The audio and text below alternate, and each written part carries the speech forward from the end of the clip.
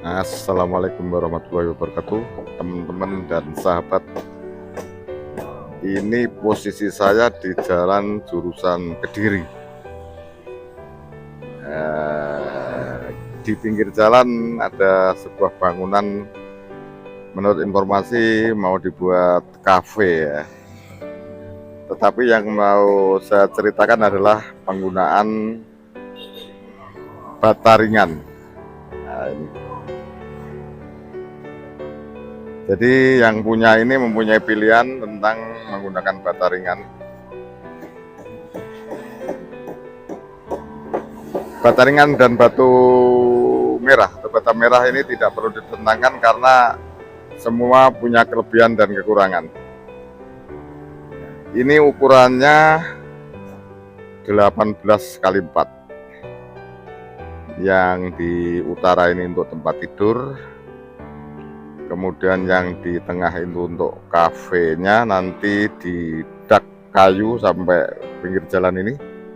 Rencana pinggir jalan penuh ya dengan kayu johar.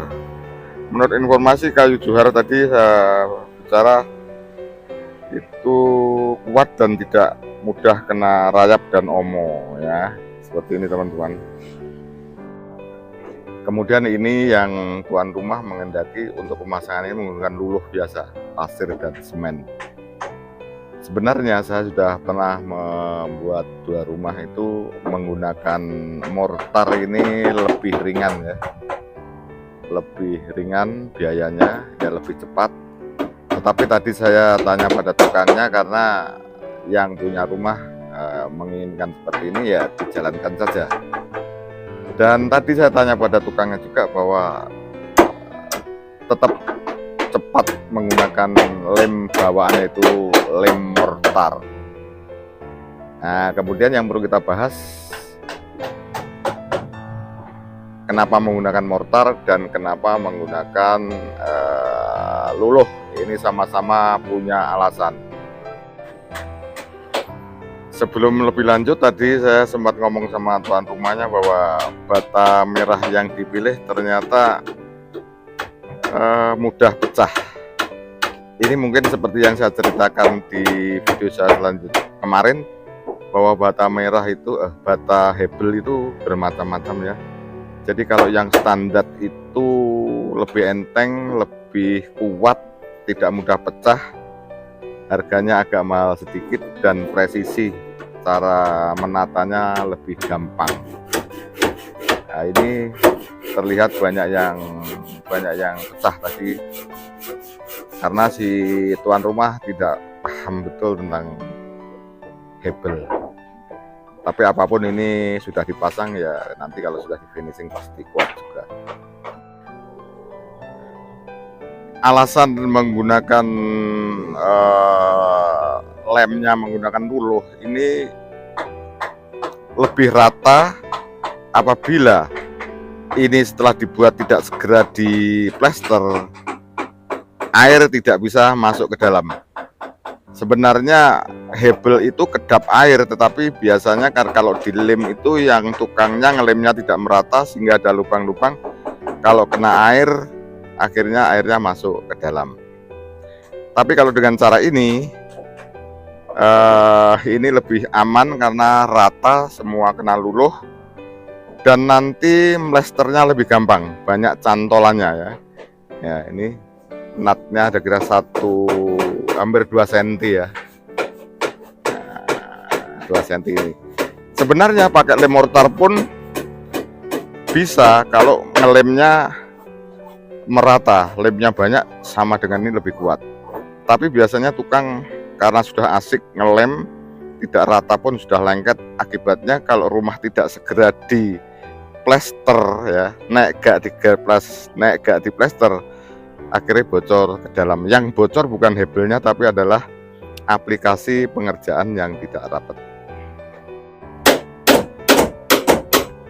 Kemudian ini ternyata di dak ya, di dak konvensional nanti akan digunakan untuk tanam bunga atau sayur-sayuran di atas.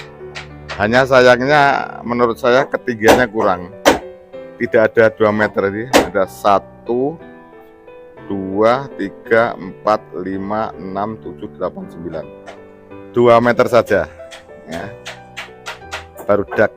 Tetapi ini ada alasan kenapa sampai sekian sudah dihentikan tidak, karena di atasnya ada kabel-kabel listrik ya.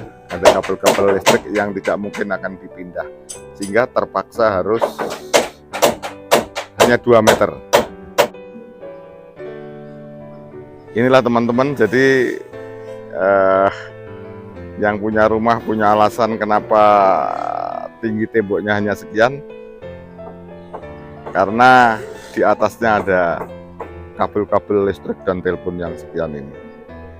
Apapun ini keputusan ya, jadi mengerjakan bangunan untuk kafe, lingkungannya seperti itu ya. Seperti itu, ada kabel-kabel listrik yang banyak sekali ya. Inilah kalau kita lihat dari depan seperti itu. Jadi itu tembok yang 2 meter kurang 20 cm sudah dedak, karena dengan terpaksa di atasnya ada kabel-kabel listrik. Sebenarnya itu idealnya ya paling tidak 3 meter sehingga nyaman dan tidak panas.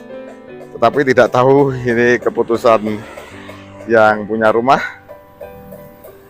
Bahkan ternyata yang tuan rumah memutuskan menggunakan luluh.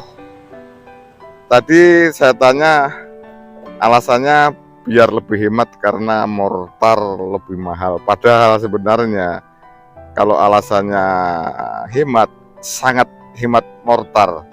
Kemarin saya membuat rumah dengan jumlah bata hebel 25 hanya menggunakan 10 sak mortar, berarti harganya hanya Rp750.000 dan pekerjaan lebih cepat. Tadi tukangnya saya tanya, "Mas, cepat mana Mas?" Ya cepat dengan mortar Pak.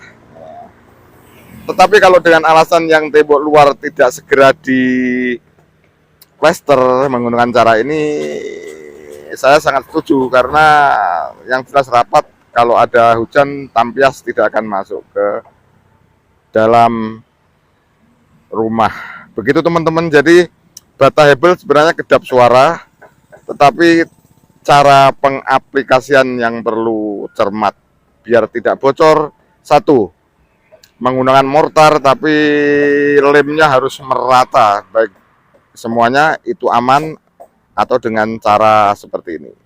Demikian teman-teman, mudah-mudahan ini ada manfaatnya, mampu memberikan pengalaman kepada kita semua.